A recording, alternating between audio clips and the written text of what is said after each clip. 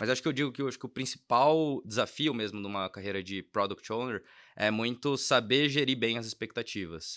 Não simplesmente com a sua equipe, mas também com a empresa, com a área do comercial, mas também com os próprios clientes. Eu acho que é muito um trabalho de gestão de expectativas mesmo, sabe? Tem um tempo determinado, tem coisas a serem feitas e muitas das vezes, eu acho que todas as vezes, nunca sai exatamente como a gente planeja.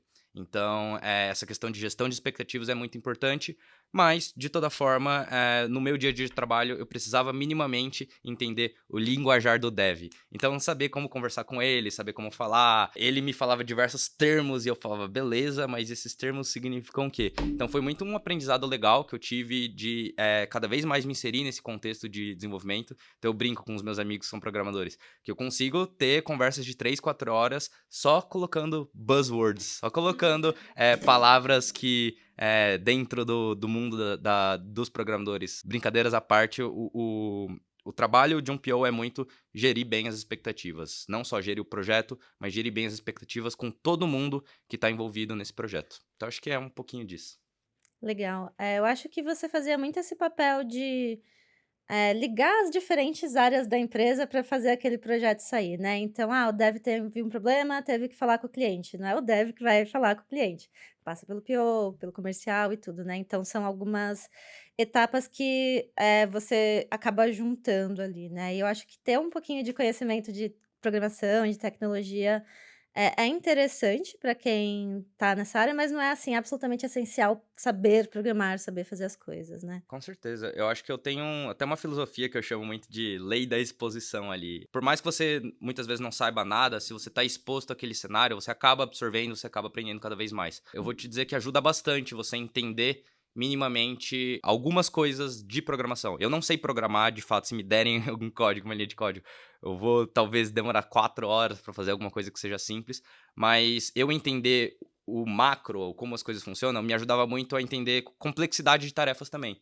Então, por exemplo, putz, tinha algum problema nesse mesmo cenário que você falou, algum problema que teve com o dev, alguma coisa que a gente descobriu que não daria pra fazer, e não era o dev principalmente que ia lá e conversar com o cliente, e nem o dev que ia conversar com o resto da empresa. Acho que era um papel do product owner, pelo menos no meu contexto que eu estava lá antes, fazer essa gestão e entender qual que é a gravidade de fato do problema. A gente tem alguma outra solução ou não? Qual que é a complexidade desse problema? Acho que entender o macro da tecnologia, não vou nem colocar da programação, mas das tecnologias que a gente estava mexendo, me ajudava muito a gerir bem as expectativas. Porque às vezes eu chegava com um problema que era complexo, mas eu mesmo não tinha esse conhecimento, e chegava e falava e geria mal uma expectativa. Eu falava, não, isso aqui deu errado, mas talvez a gente consiga na próxima semana soltar isso aqui para você. E na verdade, pela falta ali de entendimento no momento, você acabava gerindo uma expectativa errada.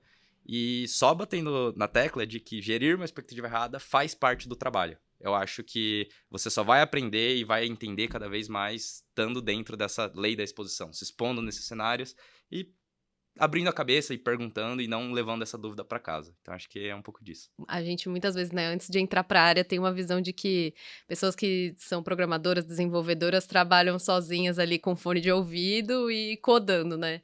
Mas acho que numa empresa, quanto maior for a empresa, né, muitas vezes as pessoas trabalham em equipes e com pessoas de várias áreas diferentes, né, que é o que muitas vezes se chama de squad, né.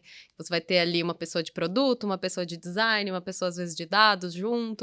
Acho que muito do papel do PO também é fazer essa gestão entre as diferentes áreas dentro do squad e também para fora, né, com o cliente, com outras áreas, caso seja um produto interno, né.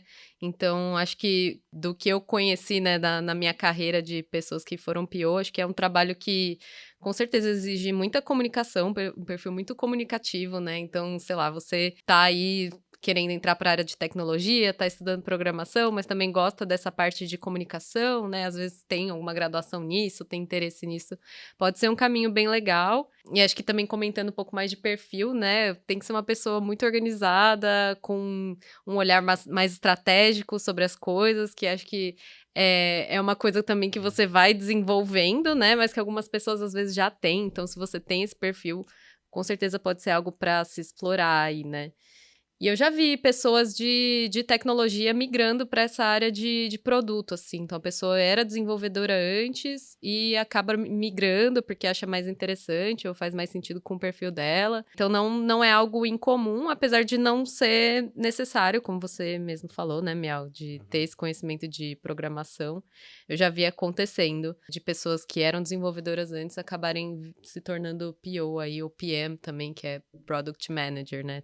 Também tá dentro dessa área de produto. Tá aqui no curso, né? Tipo, a gente é um curso de programação bem focado em ensinar desenvolvimento web ali, né? Então, parte de front, parte de back e tal.